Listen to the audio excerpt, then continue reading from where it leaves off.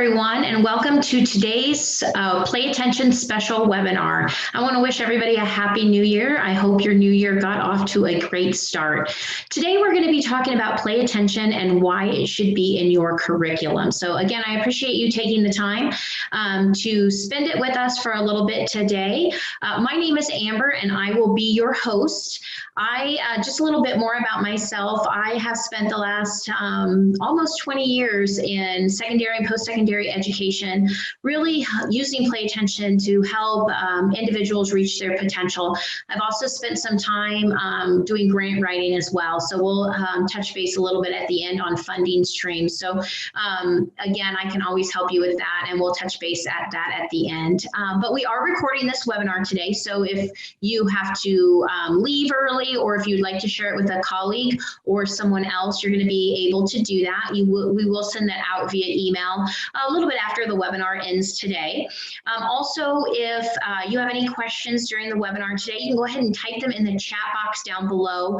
I probably will not answer them until the end, but I will address all of those questions. So also, I may ask you occasionally if you, if something I'm talking about makes sense to you, or if you've had experience with that, and I might ask you to raise your hand. If at any time you get kicked out of the webinar, just use that link that you joined with to click back on, and you will get right back to where we're at. So let's go ahead and get started. I have a lot of information to cover today, and your time, again, is very valuable to us, so we'll get started. So again, today we're going to be talking about why you should have play attention in your curriculum. And we are going to be following an agenda today. First of all, we're going to talk about what is play attention. Now, I know we have some individuals present today that use play attention already, but we do have some individuals with us today that are new to play attention. So I'm going to give you a brief overview of what play attention is. We're going to talk about the top 10 reasons that play attention should be in your curriculum. So I'm going to give you more than one today. I'm going to give you 10 different reasons. And then we're going to talk about the investment of it, and then some funding options that you might have going forward. So let's go ahead and get started. So first of all, what is play attention? Play attention is a complete and comprehensive program used to help individuals that are having an attention difficulty.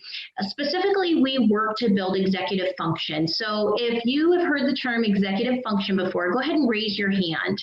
I just kind of want to see what that looks like for the audience today. I'm going to give a couple seconds for everyone to answer if they're familiar with that. It looks like about half of you today are familiar with that. And really, the easiest way that I can really explain executive function is you can think of it as like the CEO of the brain, right? It helps us plan, prioritize, organize, helps us avoid procrastination, helps us with that attention, that emotional regulation. So there are a lot of different pieces that executive function help provide us for day-to-day function, day-to-day success, day-to-day potential. And so play attention uses a three-part integrated system to build executive function, to teach executive function for individuals that are struggling with it. And so we use our body wave armband, which gives feedback of that attention signature. So when our brain is in its optimal level of attention, it gives off a very specific signature. And this device is able to pick that up. There are 3 sensors on the back, they touch the skin, and through electrodermal potential, it's able to pick up that signal, and then it feeds it via Bluetooth wireless to the computer.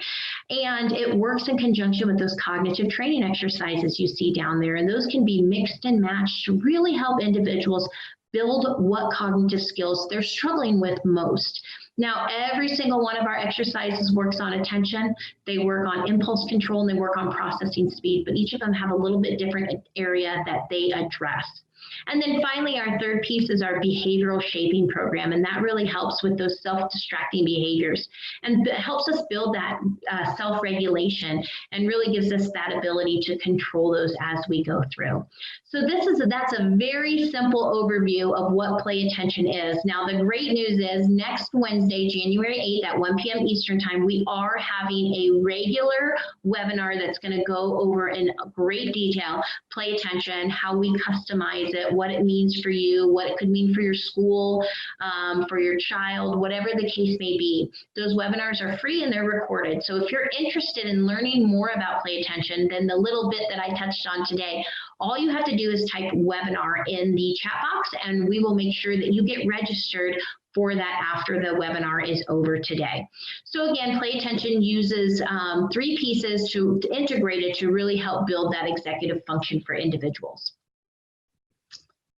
Oh, let me get back over here. And so, you know, it's great to talk about play attention, but a lot of individuals, especially educators, like to see it. And so I've got a great demonstration here of Ty. He's a 9-year-old from one of our learning centers, and he's going to be demonstrating attention stamina, which is one of our cognitive training exercise games. And it helps us sustain our attention at will. And, you know, that is the biggest misnomer sometimes when we talk about attention difficulties, is that they have a deficit of attention. And that's just really not true. It's usually that they have that diffused attention and they're unable to pay attention for a long amount of time, for have that sustained attention. And so they get to see right off the bat that most likely they are able to pay attention, but then if it's not something that's fun and exciting for them, they have that diffused attention, and it's really hard for them to maintain that stamina of that attention. So here is Ty again. He's going to be demonstrating this for us, and I've got the sound muted today because I'm just going to talk a little bit over as he shows you that attention stamina. So the first thing you'll see is that he has the armband on, and he's got the Play Attention software in front of him. And he's explaining that he is going to be using his attention to move the characters on the screen. And so the first thing that you're going to notice when they get started here is that he's scrolling through and looking at games. But you'll find out later in the webinar today that the system sets up a very specific training schedule for individuals. So they won't be going through and necessarily scrolling, but for the demonstration purposes, he scrolled through and picked attention stamina. And you see here that he was able to pick a character that he's going to be using his attention to actually move. So those sensors are going to be picking up his optimal level of attention, that signature, and he's going to actually be able to move that character that's going to start at the very top of the ocean all the way down to the bottom of the ocean with just his attention alone.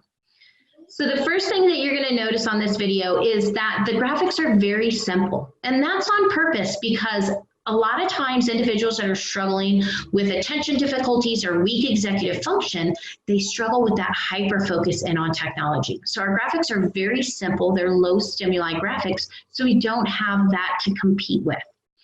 And so they are fun and engaging, but they are very simple. So you'll see here that that character started at the very top of the ocean, and when he focused and paid attention, he's actually able to move that character down to the bottom of the ocean. And he's again doing that with just his attention alone. Not his eyes, not the mouse, just with his attention. And now he's demonstrating if he starts to get distracted and he fidgets. And notice that now that character is starting to move back up to the top of the ocean, giving him immediate feedback that now he's no longer paying attention. So this is really important in that learning process because it gives us that ability to have that very deliberate practice of our attention, and we're getting that immediate feedback of when we're paying attention, but we're also getting that feedback when we're no longer paying attention. So that's just a great video that we like to show that gives us a great demonstration of what play attention actually looks like in a child using. Now, it's important to understand that really children and adults can use play attention. We do recommend that students are at least 5 years old to start play attention, and that's just because cognitively they need to be able to understand what's happening on the screen, that they're actually moving the characters with their attention alone, and we find that that happens around 5 years old. But this is useful for preteens, teenagers, college students, adults. We really have the wide variety of individuals that use play attention and find a lot of success with it. So now we're going to go ahead and get into the top 10 reasons why you should be using play attention in your curriculum. And so number 10 is it strengthens executive function. So as I mentioned earlier, you know, that is really what we're building. And the reason why we mention ADHD a lot is because we know that 90% of the kids with ADHD also have weak executive function. But it's not just ADHD. We know that weak executive function is usually not a standalone. It's not something that you see just by itself. It's usually comorbid with ADHD. ADD, traumatic brain injury, autism, early onset dementia. There's so many different other areas that are comorbid with that weak executive function that we can work with all of those other individuals to really help them through that process. And so we are here to strengthen that executive function that we know is so often with those other areas that those students are struggling with. And this is really important for educators as well, because oftentimes you don't have that diagnosis. And because we're working with just strengthening executive function, we don't need to have that diagnosis. We work with individuals that are diagnosed, but we also work with individuals that are not diagnosed. And so it's important to remember we're focused on strengthening that executive function. Number 9, it provides skills that enhance those IEPs and 504 plan accommodations. So that's really an important thing. And last year we wrote a blog that was published in the Learning Disabilities Journal that now they're finding that accommodations are not really helping individuals with ADHD. So those extra test times, reading the test out loud, giving them extra time in general to get the assignment done. It's not really benefiting individuals with ADHD. And if you'd like to read more about that study and more about that blog, just type in IEP blog and we will make sure that you get a copy of that after the webinar is over today. But what they found is because individuals that are on an IEP and a 504 plan are often struggling with attention, impulse control, ability to process information. Until we address those items, those accommodations aren't necessarily helping them. So if you have somebody that struggles to focus in and pay attention and we give them extra time, that may not necessarily be helpful for them because it just gives them more time to not be able to focus or for them to be thinking of other things. If we have somebody that really struggles to process verbal instructions, then sometimes reading them out loud is not going to help them. But once we provide them with the skills, once we teach them the skills to pay attention, to process the information, to be able to control those impulses, all of a sudden that extra test time is helpful. Reading those instructions out loud is helpful. So play attention is there to help enhance those accommodations that we have because we are actually teaching those skills and creating permanency with those skills. So not only can they use them while they're doing play attention, they can use them in all other areas of their life. They can use them in the classroom, they can use them at home, and they can use them as they progress in life as well.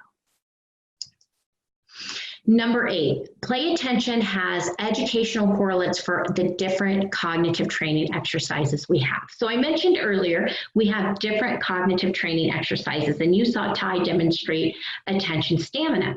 Well, we actually have 13 different cognitive exercises available in our program. Every single one of our exercises, though, address attention. As a matter of fact, all of them are either triggered by attention, meaning you're using your attention as an on-off switch. So until you're fully focused and paying attention, you're not going to be able to get the game to do what you want, or you're actually moving the character with your attention like Tys did in attention stamina. So every single exercise that they do, they're going to be working on building that attention, creating that as a permanent skill. Then every single one of our exercises works on impulse control. So all of them have a piece, a component in there that works on building that impulse control. And then all of them work on processing speed. Because really when we talk about attention, processing speed, and impulse control, those 3 skills are really the foundation of that executive function that we want to build. But we also know that there's not a one-size-fits-all, right? We can't say that these 5 games are going to help everybody in your classroom with that attention, because that's not the case. Even if you take 2 individuals that are both diagnosed with ADHD, they're going to present very differently. So we have 13 different exercises that each have different educational correlates because it's important for us to be able to have that ability to really customize those programs to work for each individual. So you'll see visual tracking in there, time on task that works with that task initiation and that task completion. So if you have a student that 20-minute assignment takes them 2 hours, it's a perfect exercise for them to help build that skill. You see memory in there. You see coordination, social skills, more memory. And so there are a lot of different areas here that we can really customize to make sure it fits for each of the different students that we're serving. One exercise I want to show you next on a demonstration is academic bridge. And what academic bridge allows us to do is ensure that that transfer and generalization is happening. So really, if I look at this from the very high level, we're using neuroplasticity to build new skills. So anytime I learn a new skill, whether it's tying my shoe, riding a bike, whatever the case might be, I'm creating that new neural pathway in my brain. Now, depending on how long I do that and the practice and the feedback that I get from that skill determines if I create permanency with it. And that's really what we're doing here at Play Attention is we're taking an intangible item like attention and we're creating permanent skill with it by that feedback and that very deliberate practice. But it's also important for us to make sure that we're doing the training for the long enough amount of time for each different individual to ensure that they're reaching that level of permanency. I love to share the example with my clients of a foreign language. So many of us took foreign language in school, but because we didn't have that deliberate practice and we didn't do it for enough amount of time, we don't have that fluency. So we want to make sure that individuals have that right amount of time and that transfer and generalization is happening, that deliberate practice, through that deliberate practice with these different skills. So we have academic bridge for that. And what academic bridge allows us to do is continue to practice these skills outside of Play Attention. So usually after about 10 or 20 hours of training, this enters into their training plan. And what you're going to be able to do is we're still going to use that body wave armband to get that feedback, but now you're going to be able to do an activity outside of Play Attention. So an assignment, a math assignment, a homework assignment, a worksheet, a puzzle. There are so many different activities that you can use. And so now I'm going to show you a demonstration of a teen using it while she's reading her history textbook. Because sometimes when we get into things like history textbooks, it's really hard for individuals to stay focused and pay attention. Well, now they can do that activity, they can practice that activity, and they can still get that feedback. So here is what you're going to see. So now notice that she has that body wave armband on. We're going to turn on Play Attention and we're going to turn on academic bridge. And it looks a little bit like a heart rate monitor. Now that doesn't matter because the student is going to be focused on the activity that they're doing. So here you see that she's reading that textbook and you might faintly be able to see a yellow line, and that's the optimal level of attention. And when they're above that optimal level, that means they're fully focused and paying attention to that activity that they're doing. And they're going to get auditory feedback now instead of visual, and they're going to hear good, great. But at any time, if they get distracted or they have that internal dialogue or whatever the case may be, it's going to fall below that and they're going to hear focus. So now you're going to see she's going to demonstrate getting distracted. She's playing with her hair, she's moving her chair around, and she's starting to lose that focus because she's no longer engaged in that activity of reading in that textbook. And it falls below and it's going to tell her focus. And so now she's going to get that immediate feedback that she's no longer focused and paying attention, so she can re-engage and refocus, and then that line goes back above that and she hears good, great. So it's a really great opportunity for us to continue to practice Play Attention on activities outside of Play Attention, again, to ensure that that transfer and generalization is happening as we go through the program. So that takes us through up to number 7. So number 7 is Play Attention is evidence-based. And this is very important in general, but it is very important for our educators. So a few years ago, Tufts University Medical School did a clinical study on our program to see, did it matter if we gave individuals Play Attention, or could we just give them cognitive training exercises and have the same outcome? And so they went into Boston Public Schools and they worked with students identified as ADHD. So that first group of students got the full Play Attention system. So they got Play Attention, they got the integrated feedback, they got the games, they got the behavioral shaping program. The second group got just brain trained. So similar to Lumosity, where it's just cognitive training games, there's no feedback involved in that. And the third group was their control group. So they didn't receive anything at all.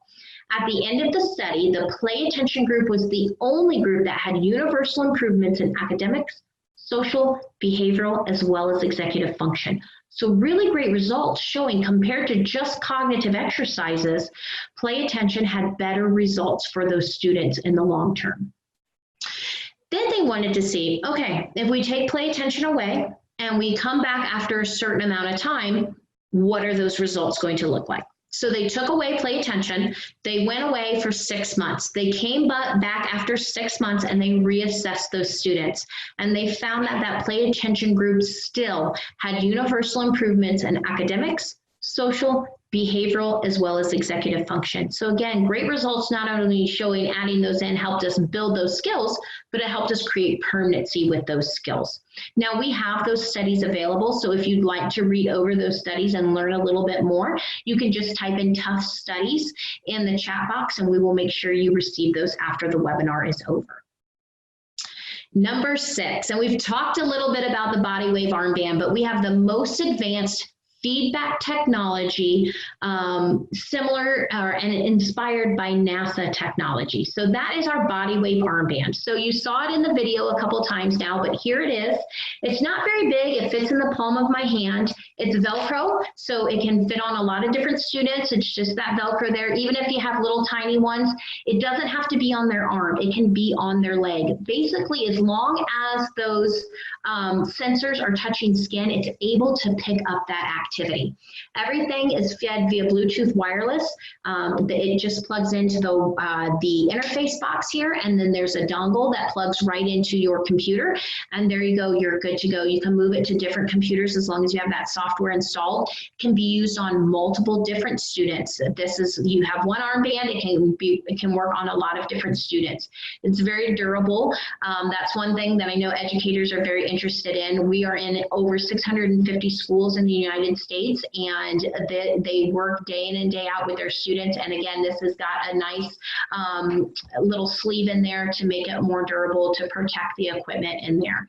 And again, we're picking that signal up through electrodermal potential. So it's picking it up, it's listening for it, listening for that optimal level of attention, that signal. There's a very, very specific signature that our brain gives off. It's listening for that and it's feeding it to the computer. And once it's fed to the computer, then that software is using it to manipulate those characters, to have the individuals use that attention, to manipulate those characters, to use it like an on-off switch. And this is really important to our program because it makes attention tangible. You know, when you're teaching a student, when we can make something tangible, it makes it more effective for them. It's easier for them to learn. And with attention, it's a very abstract idea. Normally, we can't see it and we can't touch it. So by making it concrete and controllable through this program, it makes that learning process easier. It helps them with that permanency. And so we can use it to make attention concrete and controllable and have that very deliberate practice as we're going through. Number 5, play attention supports mindfulness. So mindfulness is a very important skill for individuals, especially struggling with attention difficulties, but it's important for everyone. To be able to be in that mindful state, to be in the present moment, to be calm, to stop that internal dialogue, to stop that anxiety. You know, it's very, very important for us to do. And we know individuals that are struggling with an attention difficulty, being mindful and being in the present moment is the exact opposite of what is normally occurring in their brain. Normally, they're taking in all of the information, and it's really a struggle for them to be able to filter out or even to just be in that present moment. So play attention does have a cognitive training skill game that helps us with building that skill of mindfulness. And what it does is it gives you a visual representation, and that's really going to help them connect the dots. And so I'm going to show a little video here. It's called Lotus. Lotus is our mindfulness cognitive training exercise. And it really has been beneficial, especially in our preteens, our teens, and our adults that really are struggling with that anxiety or those racing thoughts. It really helps them hone in that skill of being mindful, and then they're able to use it outside of play attention because that transfer and generalization happens. So I'm going to go ahead and start this video. And again, this is going to represent this cognitive training exercise, Lotus, that we have available at Play Attention.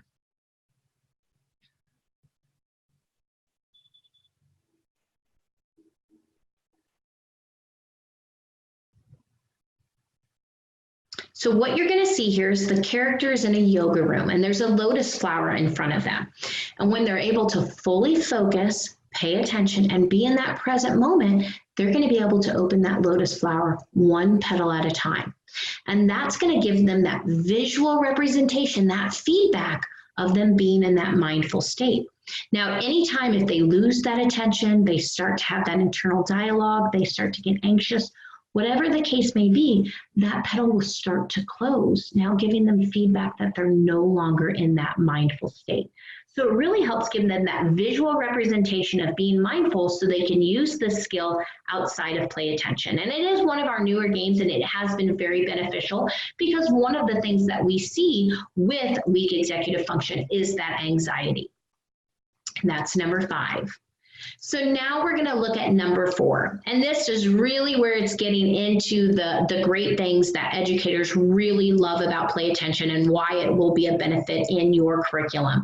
It's out of the box customization for each student. So I know as an educator that there's no students that are created equal, right? They all have different needs. They all are at different levels. And so it really takes a lot for educators to customize things that work for each of the individual students they have. And play attention is very customizable, but it's out of the box. It's very, very simple to do. So with our professional system, and again, we're going to talk about the investment cost at the end and break all of that down for you, but with the professional system, you have unlimited user licenses because it's so important for each of your students to have their own training plan, their own customized structured training plan.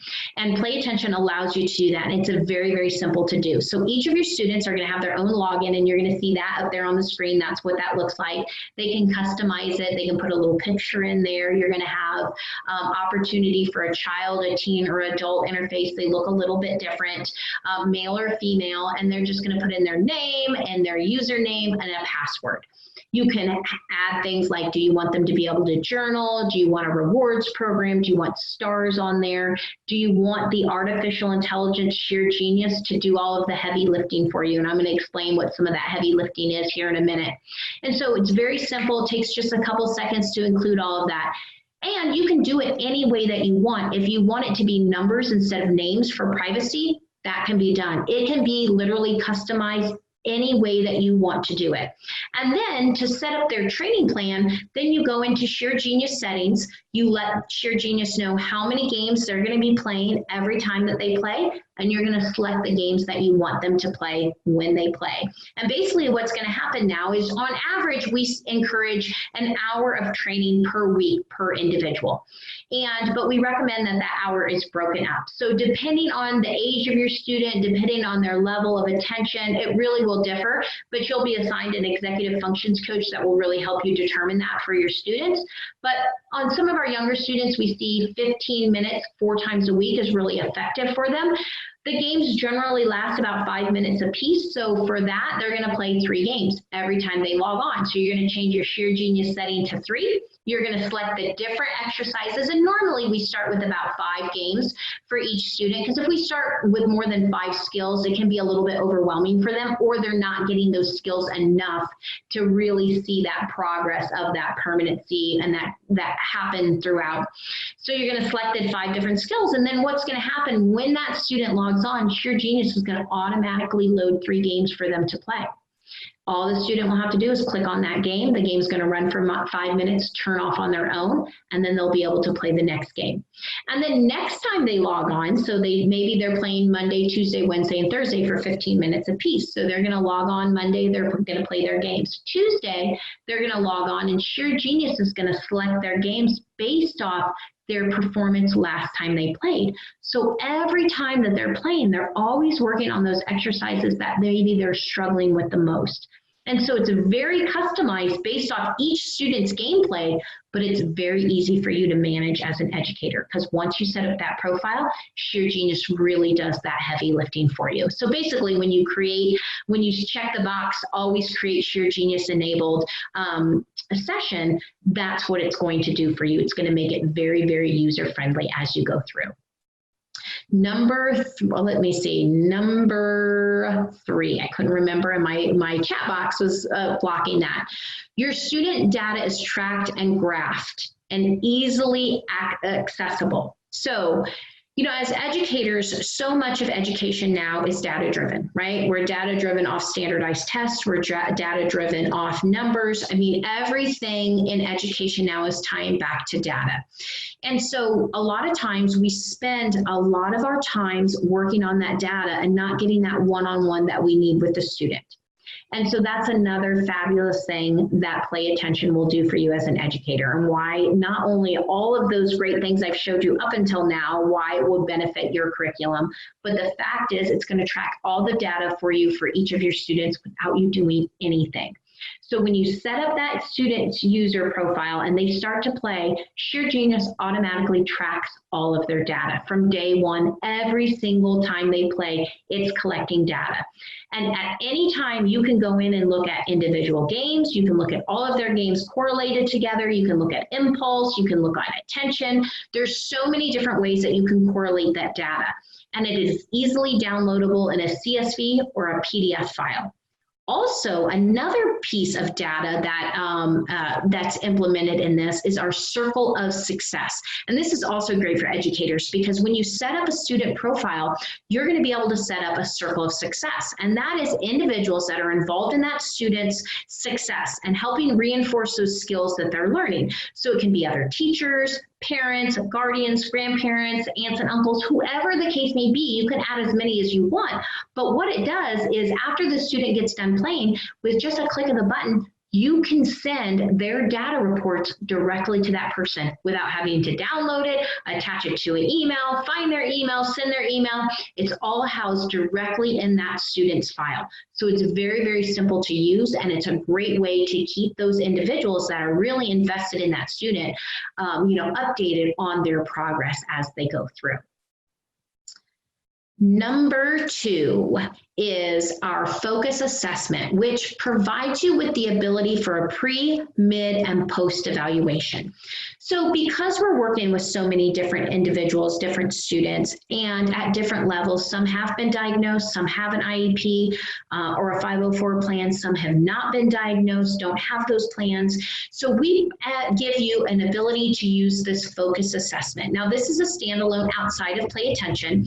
It's a norm-based assessment of attentional control. So what it's going to do is, if you have a 7-year-old girl, it's going to compare her to 4 different attentional controls to other 7-year-old girls.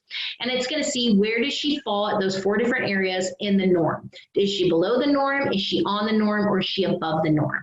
And what this does is, number 1, it gives us a really great baseline of where that student starts. Now, remember, Play Attention is collecting all of the data as we go, but this would be a really good opportunity to create an apples to apples comparison of the beginning, the midpoint, and the end. So we always do this as a beginning point to really get that baseline of where they're at. Where are they at after this assessment? And so the assessment is a 20-minute assessment. You do it right from your office, and the student will log on. It'll give them a demonstration of what they need to do, and then the assessment starts, runs for 20 minutes, and then automatically ends, and you'll have those results right away.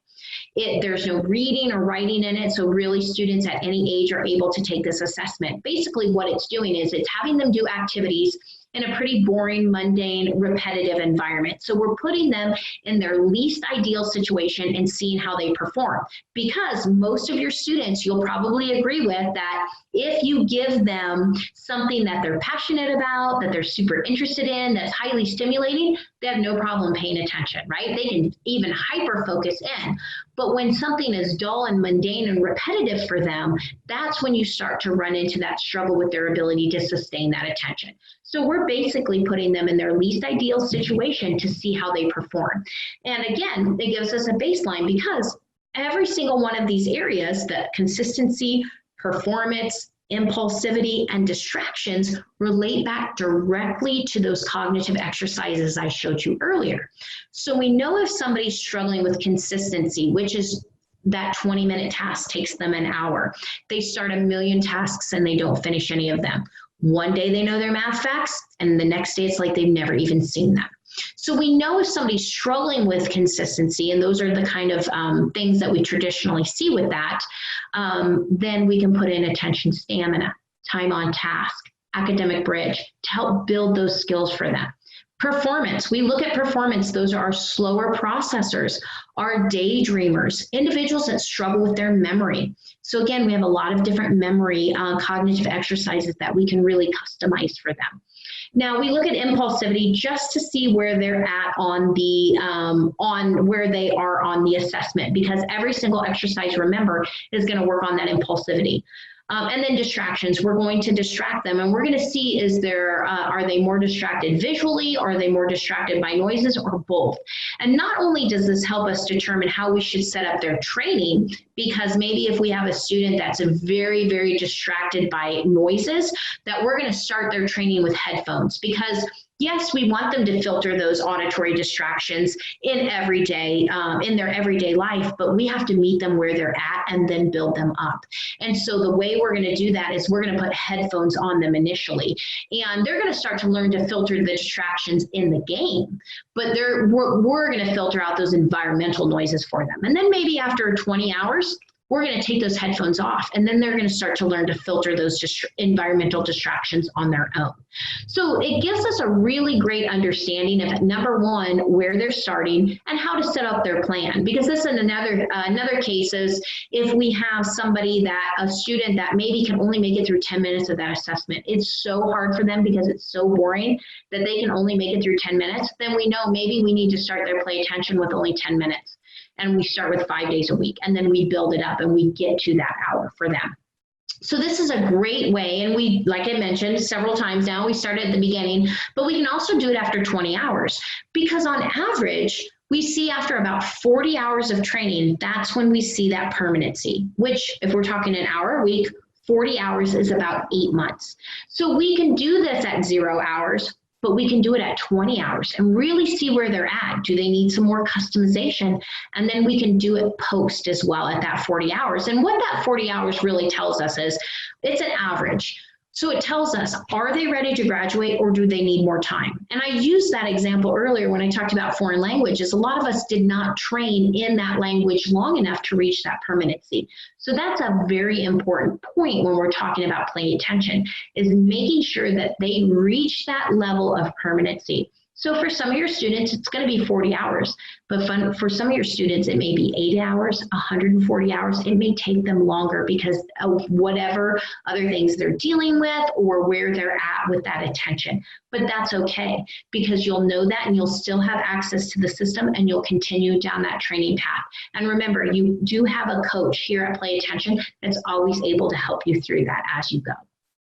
And then finally, as you've all been waiting for, the number one reason why Play Attention works best as in your, or should be included in your curriculum, is it provides the most effective learning method for academic success for students with ADHD, which increases standardized test scores. How do I know that?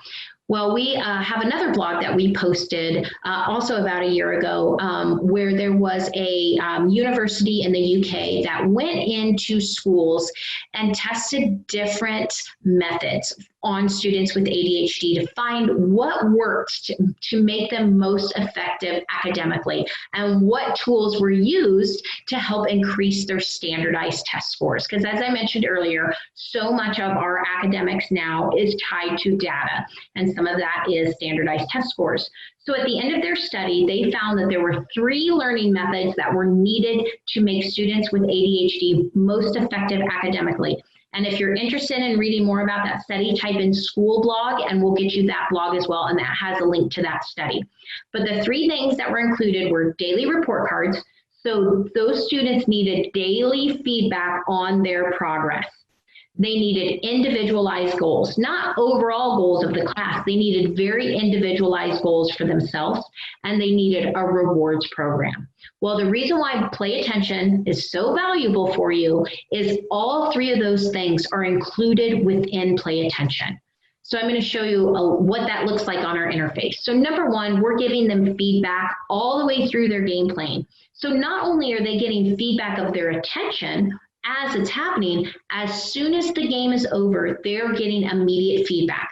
They're going to know how their attention percentage was, if they had any impulsive strikes, were they able to play for 5 minutes, or maybe they can't start with a 5-minute game, they have to only start with 3 minutes of that game.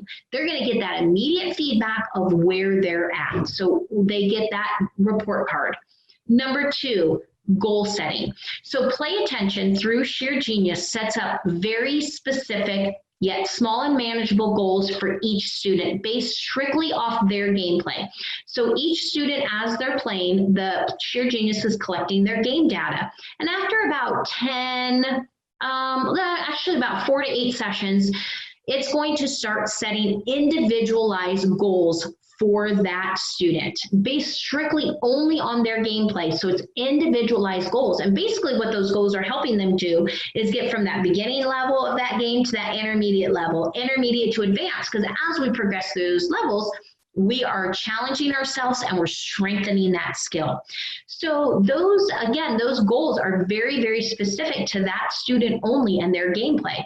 And every single game they play for that day is going to have its own separate goal. So a goal could be, today we want you to hit at least 75% of attention or higher. Today we want you to play for 5 minutes and 13 seconds. So it's going to be very specific for them.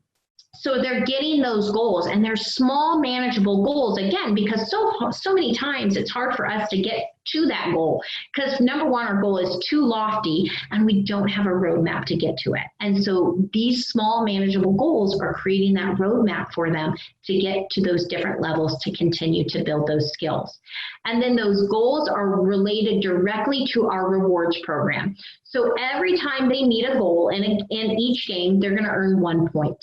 And so those points can be used to create a customized rewards program. So this rewards program can be anything that you want it to be. It can be general, so all of your students have access to the same rewards, or it can be general and very specific. So each student, you can create specific goals for that student. Maybe you have a parent involved. Maybe there's another teacher involved that is involved in helping you create those rewards for that specific student. And the other students aren't going to be able to see that they have different. They're only going to see their rewards, and they're not going to necessarily know, is that a group reward or is that an individual reward? Now, on average, 5 to 8 points a week is what we see for a game as they play the games, as what they're earning towards rewards. But this, again, helps continue to motivate them.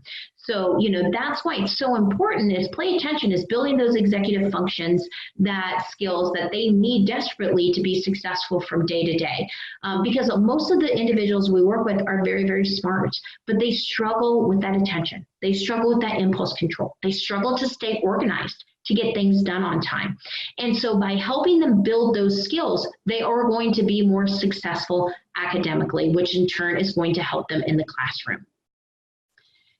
So now, I'd love to show this graphic because this is an analogy all of us have seen before, right? What's on top of the iceberg is totally different than what is below the iceberg.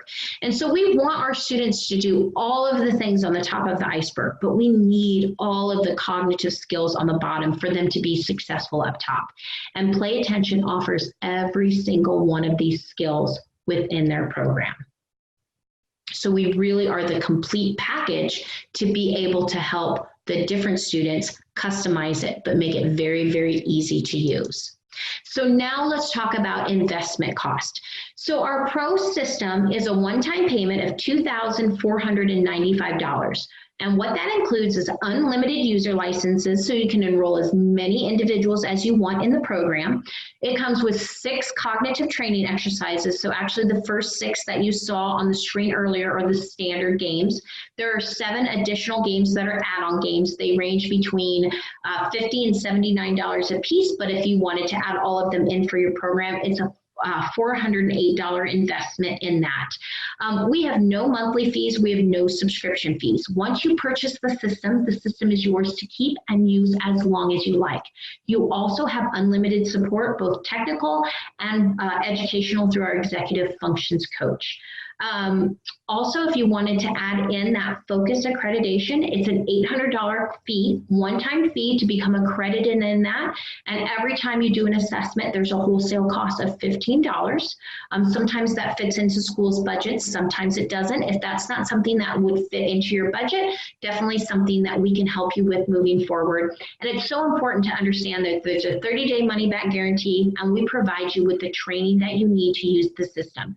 The system is very, very simple to use, but once you receive the equipment, you will have an hour-and-a-half training with your executive functions coach to get you comfortable using the system. And then that support from that coach is unlimited. So if you need some additional time to figure out certain things, or you maybe have a student that's a little bit different than the other students that you've done, we're here to help you. We're here to support you as we go forward.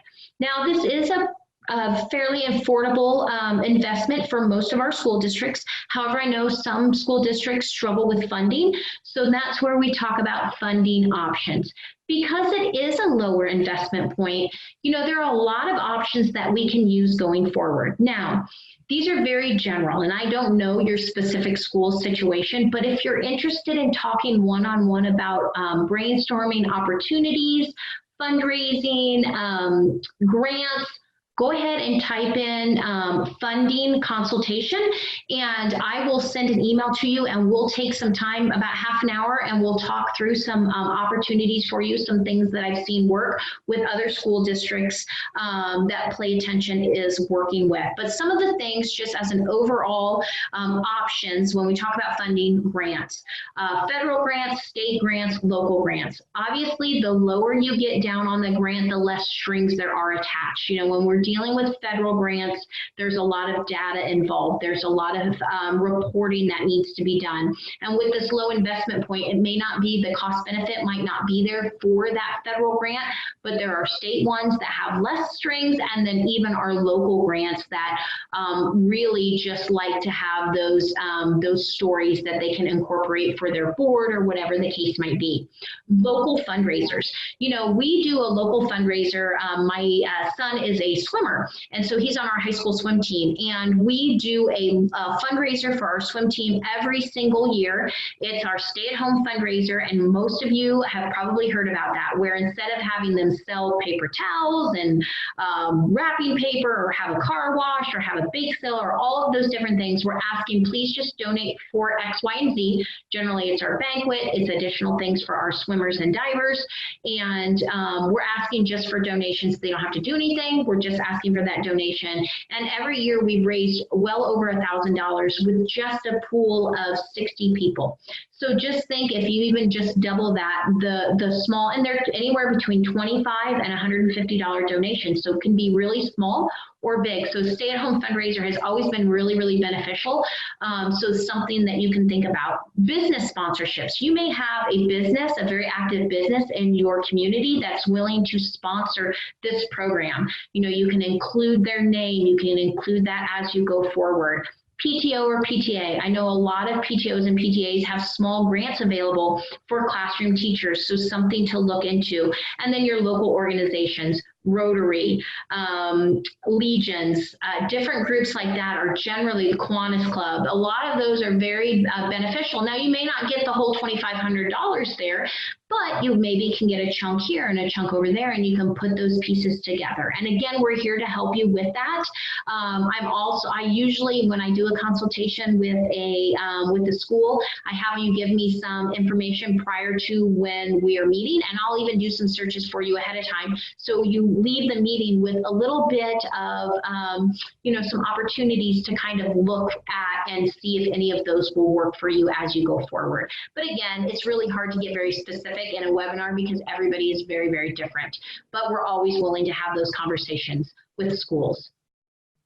So now that is really all of the information. Those are the top 10 reasons we talked about today. I'm going to scroll through my chat box now and see if there's any questions that we have. I'm more than happy to answer any of those. Remember, if you want information on the studies, type tough studies in there, if you want the IEP blog that talks about, how some of those are not effective now, the school blog that talks about what we need, what methods we need to help students with ADHD, go ahead and type those those in, we'll make sure you get those. If you're interested in learning more about play attention and really getting into it, Wednesday at 1 o'clock next week, we're having that webinar. Again, all of our webinars are always free and they're always recorded. So even if you're like, oh, school is back on next week and it's going to be crazy, that's okay. Register for it. We send you the recording afterwards. Okay, so I'm going to look through here. Oh, okay. I have a question from Jane. She asks about the software for play attention and how it's loaded on computers. So that's a great question for schools. So when you have play attention, it is you get the body wave armband and then you get the software, which is you're able to download onto a computer. You can download it on a desktop or a laptop, but it needs to at least be a laptop just because the processing speed is a tablet's just not strong enough, but you can download it on multiple computers. So you can have a couple different computers that you're using for play attention. It can go on a Windows-based or a Mac-based computer. That was a great question. Okay. And I have another question from Joe. Joe asks about, is this only available for professionals? No, we also have a home system as well. The home system looks exactly like the professional system, except instead of unlimited user licenses, there are just 2 user licenses with our home system. So you can have 2 individuals using the system. The cost on that's $1,795. And the same cost goes for if you want to add on additional games, but you also have that coach as well, and you have unlimited access to it. So great question, Joe. We do have both a home and a professional system. I'm going to go ahead and put up here my contact information on the screen. My name, our 1-800 number, my direct line, my direct email. Again, if you're interested in talking a little bit more about the funding, I'm more than happy to do that with you. Just type in funding, or you can always send me an email after the fact. I look forward to chatting with all of you guys more about play attention. Look for this webinar recording. You will be receiving that shortly, and please share it with anyone else that is interested in this information as well. So thank you so much for spending a little bit of your Friday with me today. I hope your New Year's is wonderful, and we really love to include play attention in your new year. Thanks so much for your time. You guys have a great rest of your day and weekend. Thanks so much. Bye-bye.